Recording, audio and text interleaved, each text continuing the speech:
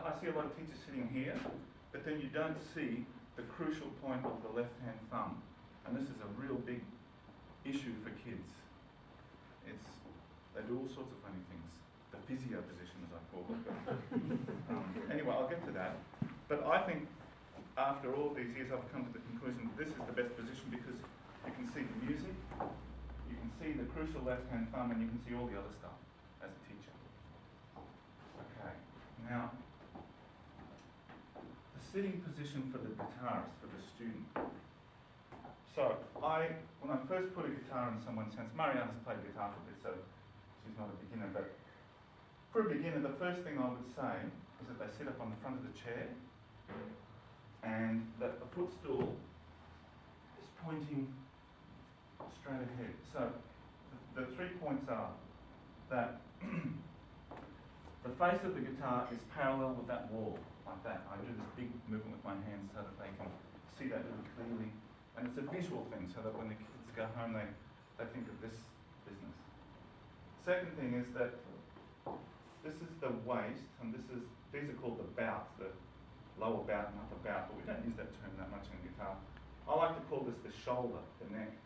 So I say the halfway point between the waist and the shoulder is about here, and I do that, my fingers, so that the kids can see that, and that should line up with the buttons, or the boys at school wear ties, but the middle of their chest. And that puts the guitar at a good angle here. Because one of the issues with guitar is if it's too down like this, the left hand can't reach all the notes, especially with a little finger. And if it's up too close, then you've got your shoulder up like this, and you need to have that angle right.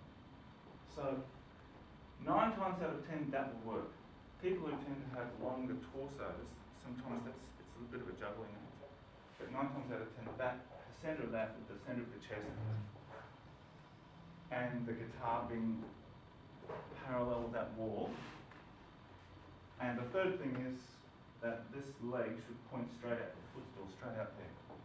Okay, so that's the first thing that I do when I teach someone. Now, what do kids normally do? Some of the things. Often this knee is too far over. I can touch Mariana because she's my walk-up. So often that's too there, so I'm often telling them to move the knee over. I don't push them, but I have to tell them that. And I move their foot, but we want the knee out of the way to allow this lower bout to fit in between. Because we don't want, well, actually I'll get to that in a minute, but the music stand should be here on an angle, so it's behind the left hand here, so when the student's looking at their fingers, the music's there, because you don't want the music stand over here, and then the head's doing that, do that with me.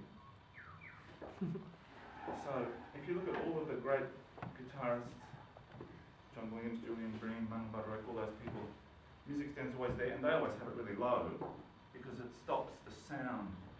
But for the point of a lesson, there's no point in that. You don't want them to hurt their neck, but so just there on that left-hand side.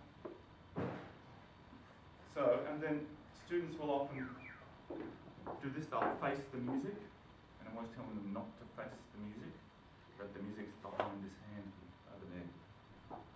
And that this knee often flops over too, like this, and that's really important that that's facing straight ahead. Okay. Alright. So, when I'm sitting, my chair actually points a little bit over there, so that the edge of the chair doesn't dig into the back of my leg here. It's, and the guitar also, when I'm playing, is a little bit over here. There's a little bit more space, but these are finer points that when you play for a bit, you do a little bit of your own thing. But for beginners, for kids, this is the kind of setup. All right, and then when we start plucking, so I actually, in the very first lesson, I do plucking and I get onto the left hand and learn notes right in the first lesson. So we cover all this stuff, so they're going home playing stuff. They're not just, like on the string instruments, they often just do the bow, or they just pluck open strings, I think, and so it's a bit more of a process. Anyway, so I get straight into them playing rest stroke. Rest stroke, you don't notice when you pluck and rest against the string behind. with index and middle on the first string. Just do that, Money. Walking, plucking on the first string. Resting pluck.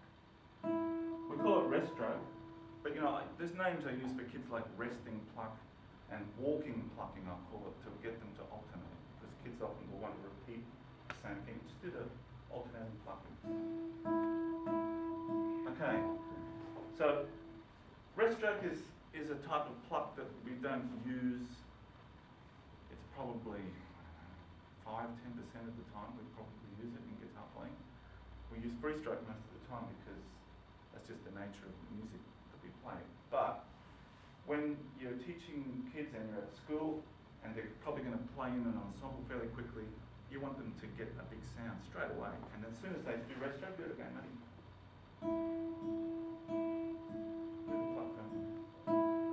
So that's what I tell them that. I tell them play firmly. And that's a big sound. Straight as soon as they come in, they're sitting, so within 10 minutes or less than that of the lesson, they're making this big sound. And I think that's encouraging in that, because often they do funny, if they've played a bit, they've got sort of tinky, funny techniques, and then suddenly they've got the sound happen. And another reason I use the rest stroke is because it helps them with the alternating. Because kids will often want to repeat the index finger. You see string players, when they do pizzicato, they'll repeat their index finger. But when you do rest stroke, just do the rest stroke again. Okay, so we want the walking plucking.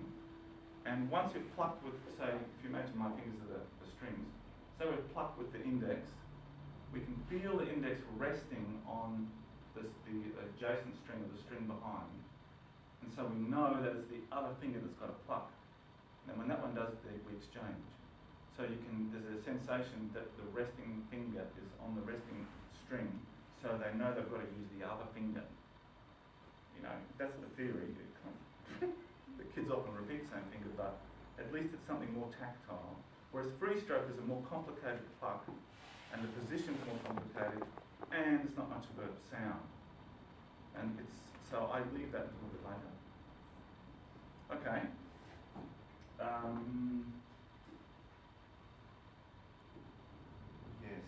Yes, so there are a couple of other issues here too. Common faults. This is one where they start playing and they do this to their guitar. And as soon as you do that, it's difficult to do. You don't get very good pressure coming down this way. So I'm often telling them to keep the guitar upright. That's an important thing. And the knee here, this often creeps in, and the guitar is like that. So I'm often doing that, and I want that angle there. With this, I go back to this with my fingers. Okay. And if they face the music, so they call them they face the music, we say no. Face the music is an expression that we use,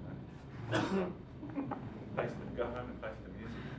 If your dad's cranky at you when you're a little boy or something, that was the case with me. But we don't want to face the music here. We want the music there.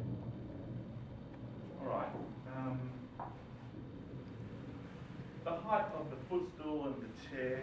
This is another issue that, as a teacher, you don't want the guitar to be too high like this, and you don't want it to be too low so that this arm is kind of flat or almost pointing down. We want the arm coming up so that we've got gravity on our side coming down and giving us pressure on the neck. Okay, so the teacher really, I think, has to take over with that. Footstools, as opposed to the apoyos, or the, what else do we call those things? Supports.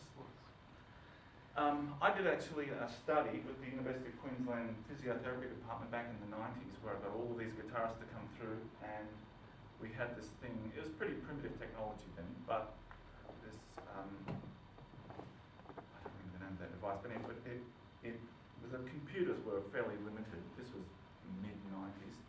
With heaps of guitarists came, Karen Sharp came, and I measured the curvature of the spine on this thing, and then also we were able to lie the person down on one table and then their pelvis on another table and move that one around on wheels and watch the tightness of the lower back muscles.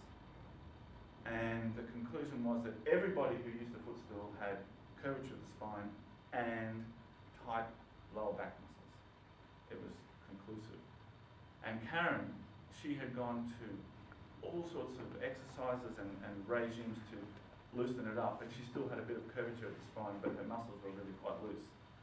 Whereas people who strictly just used the supports didn't really have any damage that I could see from my study. Anyway, having said all that, I still use the footstool because I think that it depends on how tall you are, how much you play, and all sorts of other things. But if there are back issues, I think supports are a better idea. For kids at school, footstools are easy and they're flexible and they're, I mean, if they've got an issue, then they should get one of those supports, I think. But I like the footstool myself because I think that you get better vibrato on the guitar. The guitar's more stable. There's a bit of moving with it, but physiologically, I think the others are superior as an instrument to support bringing the guitar up. Okay. Now, the right hand. So we talked about the rest stroke, the walking, plucking. There's, when kids start plucking, it's not that complicated, I think, as a teacher to set. You just say, bring your arm over, ready to pluck, and they often do that naturally. You can talk about having the bridge here being in line with where that touches. What often kids do, they put their arm there in the waist, and that's a bit annoying. I'm always sort of moving that back, and then the guitar comes too high. So we want, keeping your position. Remember this, the centre of that, guitar facing straight ahead, foot still here. Okay, do the walking clock. That's straight.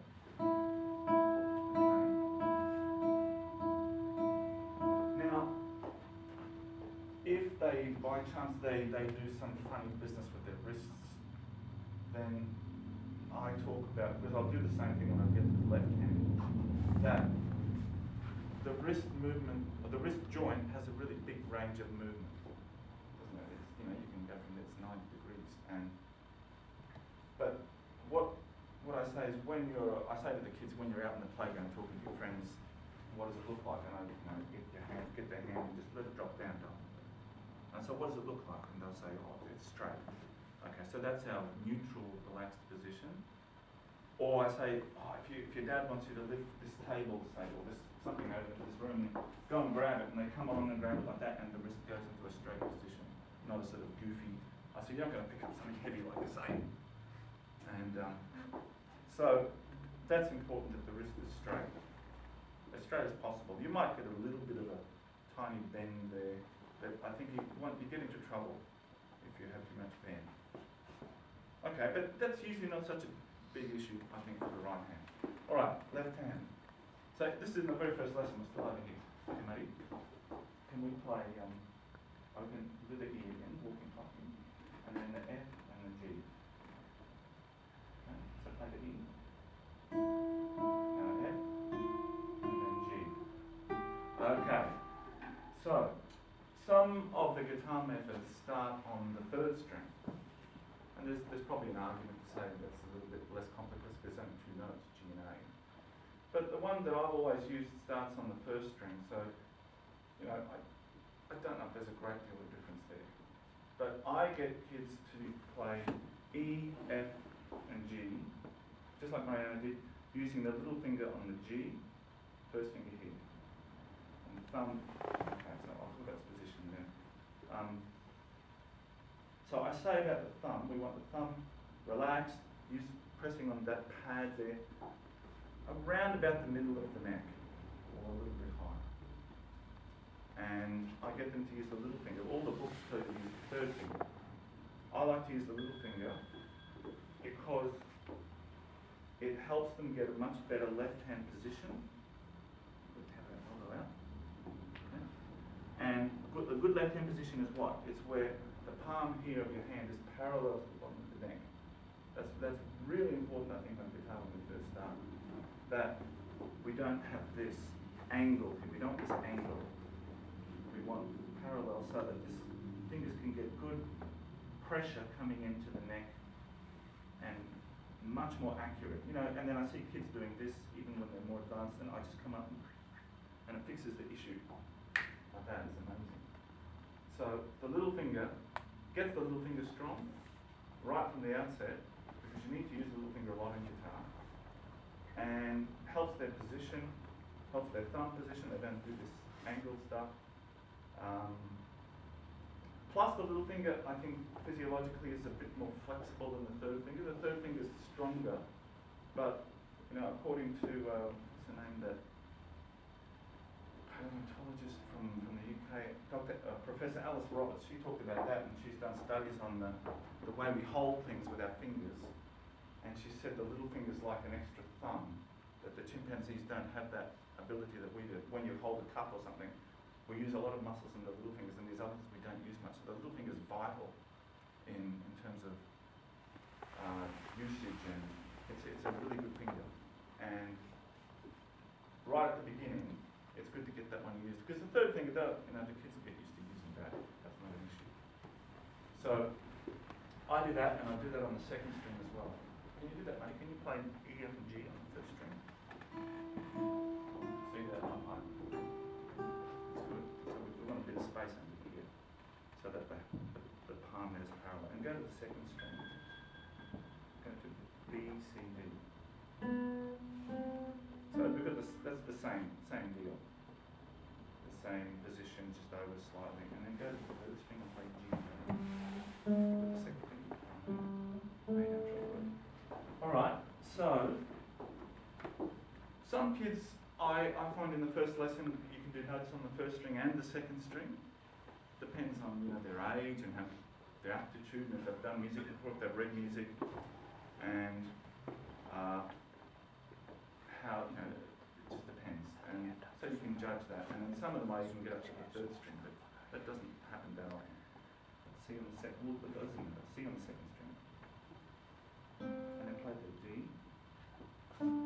So often this will happen. They'll play C and the second finger stuck over there like that. We want the second finger to be apart, so this gap here is really important. So the first finger comes in, and I'm always telling them to press on the corner of the tip. So that keeps the hand parallel to the neck. Okay. And now the thumb position. I think the thumb is one of the most complicated things for a teacher, because often kids will want to do this or this. This is what I call the physio position. Because physios, when if they've got to work on a joint or something, they get their thumb in that position because they get good pressure right on that point. And that's the physio position. But we don't want that, because you don't need much pressure with the thumb. In fact, what I do the buzz test with them. I get kids to play like a note up here. Can you play that note? I don't know if we can do it, but all right, do a rest stroke. Now let's go off and buzz it, so that it's not clear. It's a rest pressure. Yeah, you keep doing that buzzing, the buzzy sound. Don't press hard. Okay, keep going. And then I come around here, and I push on the back of them, on the thumb, and they keep plucking, and it keeps buzzing. Zzz, all the pressure I'm giving on the thumb doesn't make any difference. So it just shows them that extra pressure with the thumb doesn't do anything, just makes your hand tight. So that's something that I think, all level of guitarists, you've got to think about that. And then from the sitting position here, you can see that thumb position. Whereas the other way that I used to do it for years, sitting in the front with the Segovia thing, I couldn't see the thumb position. And remember, Julian Byzantium was always on about the left-hand thumb. He was right with that. So pressing on the pad, not being in the physio position, fairly middle to 3/4 of the way up the back of the knee. And that will give them a good left-hand position. All right, then note reading. This is really important. Once we've done that little octave of notes, the G up to G, maybe could you play that from open G, third string, do double plucks on each note. And A, and B.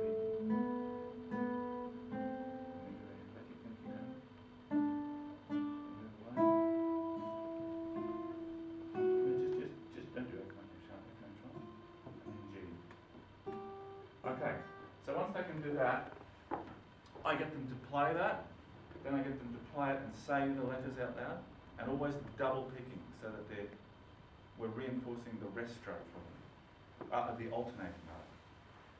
So double picking, and then they say the letters, and then I get them to say the letters and the lines and the spaces out there without playing, so they're focusing on the notes. So they're saying G second line, A second space, B third line, and then I get them to do that again and again, and so that the kids are not going G. I say no, I don't want any R's or or I want it up and back with saying the letters and the lines and the spaces, so they know where it is. And then once they can do that, well, I do that for your first lesson. But in most of the rooms at schools, they have boards with the lines, the 5 lines and for the staff. And so I write out all the notes that they know, the 8 notes. And then I put one up as an example and say G, the letter above it, and then I put the string number in a circle, because that's what we do in guitar. We put the string number, like second string, in a circle, and then the letter name of the note. And I say, go up there and put in all the names of the notes, the fret numbers and the string numbers underneath in a circle. So they've got to be able to do that too. That's another thing to reinforce the reading. Okay, and so then in the book that I use, there's orally and there's a few other tunes that use the notes on those strings. And as a teacher, I'm always going back to that note summary so that they're doing the walking plucking, they're alternating, and they don't start plucking with the repeated index finger, which is really common as a teacher you find. And then once they've played a few of those tunes, the looking at the music, that's the next issue. Okay, so kids will often, when they play guitar, maybe can you just do alternating on just over the strings? They'll do that, they'll look at the fingers here, the plucking. And then when they're playing a tune, and they're just starting to play, they've only played it a few weeks, they look at the plucking hand, they look at the music, they look back at the left hand, then they look at the plucking hand, then they look at the left hand again, and we don't want that, we don't want them looking. I say to them, well, what about the flute player? They can't see anything. All I can see is their nose, their fingers, they've got to move all the fingers. I said, if they start looking at the fingers, the sound just goes, because it doesn't go in the hole. Or the saxophone, it's coming around like this, they can't see any of their fingers, the thing's in the way, it's down there, they've got to look here, they've got to keep their mouth still. They don't have to shift, do they? They don't have to, but they're still to do all the finger. But on guitar we can see, so they look. And so I have the rule that they don't look at the plucking hand. They're not allowed to look at the plucking hand at all. And if they're particularly stubborn, they might do this. And then, suddenly they don't start looking and they don't pluck the wrong string. It's a bit psychological, really. And even kids, it's an open string and they start looking at this hand here. And I say, but there's nothing to see. There's nothing you're not looking at. So my rule is that they're not allowed to look at the plucking hand, and they're not allowed to look at this first finger because it's a really strong finger, and it's the first note they pressed in the first lesson was that F, and then even maybe the C. It's a really strong finger behind the thumb. So they don't need to look at that. They get used to the pressing. And the second finger on the A, I say they're not allowed to look at that one either because that's a really strong finger. The little finger's a bit wobbly and not as strong, so I say you're allowed to look at the G and the D. So when we set those parameters and they're looking at the music, they get really quickly focused on reading the notes. And guitarists have had a reputation of being slack readers. And part of the thing is that they didn't used to play in ensembles. The teachers didn't force them not to look at their fingers and read lots of stuff. And I say to them, I want all these 5 songs done by next week. I don't care if there's mistakes. I just want you to read the notes. If you can read, you can play it. It's just reading, and that they understand. It's only minimums and cultures, the semi-breeders. We're not talking about complicated rhythms. So looking at the music, keeping your eyes on the music is, I think, a big issue for guitar. All right, so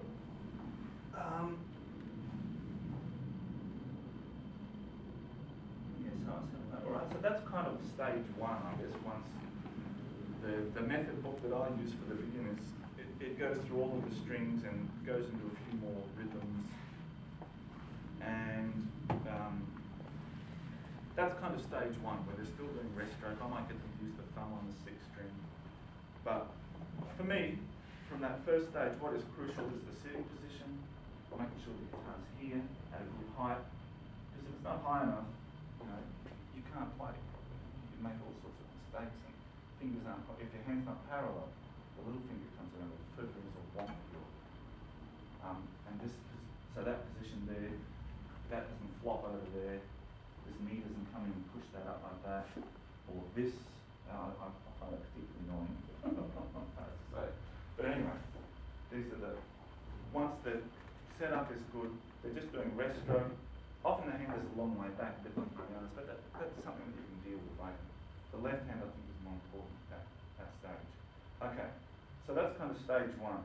Stage two is when we want to introduce the free stroke and the thumb, and playing like more arpeggios and little pieces. I often just go straight to the grade two, depending on the age of the kids, but I like to go to grade two Trinity. Because by the time they've finished that method book that I use, they're virtually kind of grade one level, and if they did a grade one, it depends on the age of the kid, but grade one is about the same. So with the boys that I teach at schools, it's year 5, year 6, they can generally go straight to grade 2 after they've finished the book. And plus, I get them into the ensembles quickly, so that they're reading and they're playing with their friends, and that's a great thing to do. So Marty, could you play a little bit of just the beginning of this? Remember this piece? Okay, so you've got an E and a G sharp, and your thumb plays, and you pluck it in between E. That's it. And thumb out. Pluck that. Okay, so this is that stage of getting away from the rest stroke and the free stroke, getting into the free stroke. So the issues here are that when they've learned with the rest stroke first, that the hand is often back here, and they're not in a position to play and make a nice sound with the free stroke. So then you've got to get them to think about moving this arm over that way, so that what my idea is that the index knuckle, I told you that if I had a laser here, I'd shoot it through the index knuckle that hit the third string. So that knuckle is over the string that you're playing. That for me is a good right hand position, so that you're using the whole finger to pluck, and that the string kind of is depressed a little bit, because on the guitar, okay, here's the soundboard. If the string goes this way, you get a warmer sound. The soundboard starts to move more as opposed to that way. So we want the string to go in a little bit. It's easier when you've got nails, but we still want to set the hand up in a way where you're over the strings and the thumb is in the sound top. So this goes back. I'm going to go back to Segovia. So Segovia used to say that we wanted to see the triangle. This is really old-fashioned, old-school stuff, but I think it's still good. That the triangle between the thumb here, the string, and the index finger, that's what Segovia said. And I still think that's a good method for getting the right hand in a good position. So I can see the triangle down there. Because the thumb, look, everybody's hands are slightly different, and sometimes this stretches too much for some people, and you've got to compromise and bring that back a bit. But Graham's actually got a really good thumb position that works quite well for her, and for most kids it does, but you've got to be a little bit flexible as a teacher. But being right over the string means that you can sort of depress the string down and get a full sound as a free stroke, because most of the guitar playing is free stroke. What I say, 10% or 5% of the rest stroke in playing, maybe? It's hard to say, but most playing is free stroke on guitar. And the free stroke has to be a full sound if you want to have a full sound. Like when Anna Vidovic came a few years ago and she played, man, that free stroke sound was just magnificent. She really depressed the string and the whole soundboard moved she's just a magnificent player, and I was really struck by that when I watched her up close playing. Okay, so sometimes the wrist is a bit of an issue here. Kids do this, and you've got to talk about the lifting thing with their dad at home on the table, and they're talking to their friends in the playground that the wrist is nice and straight and not. I say you can get a little bit of a bend in there. We don't want that too high because it's you don't want that. A little bit of a bend, I think, to get the thumb to work or get the thumbnail on the string sometimes is necessary depending on the type of nails that you have. But not many kids are going to be able to grow nails, so usually you get the best position you can. All right.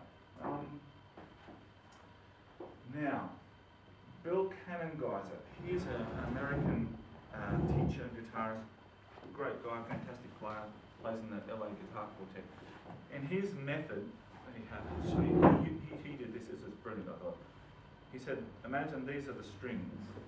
It's the string, and the arm is the finger. And so this is the knuckle joint here, this one's that joint, and this joint here's that one. So this is our sort of fingernail tip here. And he said for the free stroke position, if this knuckle, like I said with the laser coming through on this knuckle being over the third string, it comes in like this, it swings like that, and you get a good action of the whole finger plucking and it clears this string. If you're too far back, then to do a free stroke, this is kind of a bit more of a rest stroke position, so where you can come in like that and do that. But the free stroke, if you're back here, you've got to come up here and start moving in here with this joint to miss that string, or you might even nick it. So if you're over the string, then you avoid that. You can use the whole finger to push the string down to get that full free stroke sound. I thought that was quite good with the legs. He's a really ingenious sort of creative teacher, William Cannongeiser. Okay, and he talks also about the ramp action of the nails, so that your nail, if you're in this position, your nail kind of depresses the string, and so that the string goes that way. I was just looking back because it's shaped in a kind of a ramp, which is fairly curved. It depends on the type of nails you have. You have to shape your nail according to how to get it to work. Julian Byzantine had he had really extreme nails. He had to devise a system where they run an extreme angle to get it to work. Very full sound, but a bit awkward. Whereas my nails kind of go up a little bit, so they never catch. They really slide off the string easily. So that's kind of the other extreme. But anyway, yeah. So one really small thing that when the students start playing these type of pieces, I'll just go back to the beginning of that E, G sharp, B.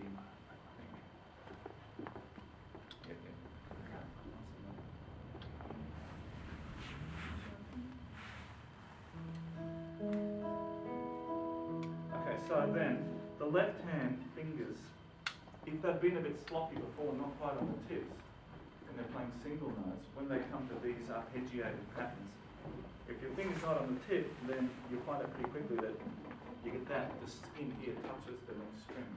So the left hand's going to have to be a bit more on the tip, left hand fingers. But I think kids can sort of figure that out fairly quickly, but I often have to say that. All right. So that kind of covers most of what I wanted to talk about, and it's really directed to teachers. But I think that there's a lot that I think that being pedantic about these angles is important, because I just see it. I see it every day that when the angles aren't right and there are issues, there are problems, and I can just say, well, you've got to fix the thumb here. Just do this, and then problem disappears, because we come back to this sort of framework. Now, people have got different torsos and different sizes and fingers and hands, but there's kind of a generalised default sort of setting that you can get to when things work on guitar. Sometimes, if the footstool's not high enough, kids do this. Let's do that with their foot. As a teacher, this is a really good position, sitting here.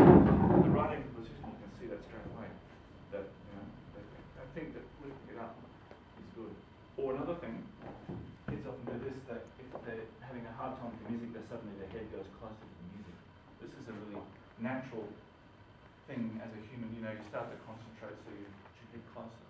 It doesn't make it any better. You don't play better by doing that. You know, that's a natural human thing. You see it with computers, all the devices, and to concentrate, you go closer. But you know, I think that's something as a teacher you've got to just say, no, we want them to be sitting up nice and straight with good posture.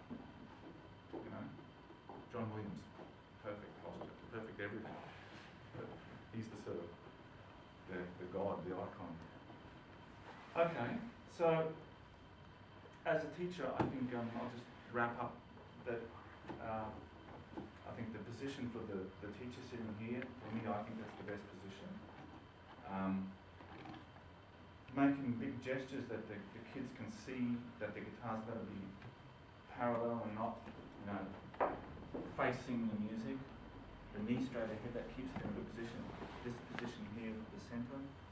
The left hand thumb, we don't want the physio position, we want the pad, relaxed thumb, because we don't need much pressure with the thumb. The left hand palm parallel to the bottom of the neck. And the right hand position starting with the rest stroke, using the little finger here, not the third finger, because that gives you a wonky position right off. And then bring the free stroke and the right hand, more complex position a bit later. But I find that I can get kids to play within the first couple of weeks, playing some notes with good rhythm, good sound. Sound's not an issue. They get a good sound in the first lesson. The first time they play, they do rest track and walking, plucking, the alternating. Because if they don't alternate, it causes all sorts of problems with rhythm, with coordination, with string crossing. I mean, we know that as guitarists, we know that that's an issue. That I see it, and then as soon as that, getting to do double plucking right at the beginning, I think is a really good device for, it doesn't matter what level you are, to do scales, you do double plucking so that you reinforce that alternating.